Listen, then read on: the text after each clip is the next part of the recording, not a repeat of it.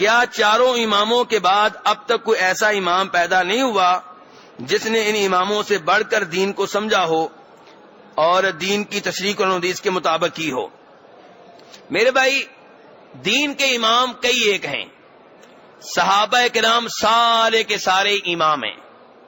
کتنے امام ہو گئے؟ کتنے ہو گئے؟ 1,00,000 ہو گیا کہ نہیں؟ کیا ابو بکر صدیق بعد میں آنے والے اماموں سے کم ہے؟ ہر صحابی اپنی جگہ پہ امام ہے.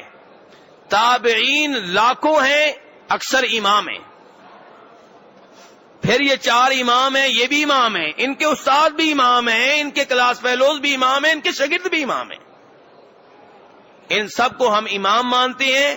ان کی دین کے لیے کی گئی کوششوں کو سلام پیش کرتے ہیں اور ان کے لیے دعا کرتے ہیں کہ اللہ ان کی قبر پہ کروڑوں رحمتیں نازل فرمائے، اللہ ان کی قبروں کو منور فرمائے، اور اللہ ان کو ان کاوشوں پہ جو انہوں نے دین کے لیے کی ہیں جزائے خیر دے.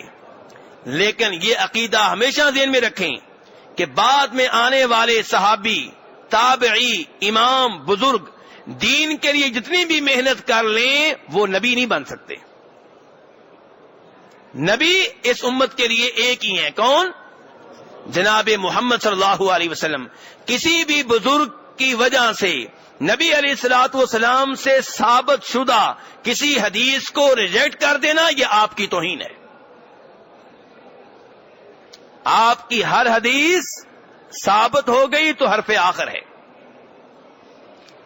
آپ کی حدیث کی روشنی میں دوسرے بزرگوں کے اقوال کو پرکھا جائے گا، یہ نہیں کہ دوسرے بزرگوں کے اقوال کی روشنی میں احادیث کو پرکھا جائے گا. نبی علیہ الصلوۃ والسلام اصل ہیں، اتھارٹی ہیں، نبی ہیں، امام آدم ہیں، بلکہ نبیوں کے بھی امام ہیں. آپ کو کسی بھی شخصیت کے سامنے جھکانا جائز نہیں ہے. اللہ تعالیٰ فرماتے ہیں فلا وربک لا یؤمنون حتی یحکموک فیما شجر بینہم ثم لا یجدوا فی انفسہم حرجا مما قضیت ویسلموا تسلیما. اللہ کہتے ہیں تیرے رب کی قسم یہ اس وقت تک مومن نہیں ہو سکتے جب تک اپنے اختلافات میں آپ کو جج نہ بنا لیں. کس کو؟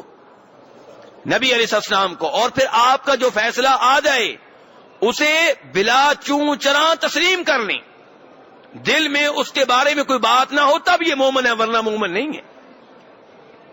اور ان چاروں اماموں نے یہی تعلیمات دی ہیں. بار بار اپنے شاگردوں سے کہتے تھے، اپنے ماننے والوں سے، کہ نبی علیہ الصلوۃ والسلام سے حدیث ثابت ہو جائے تو اس کو مان لو، میرے اقوال، میرے فتاوا کو دیوار پہ دے مارو.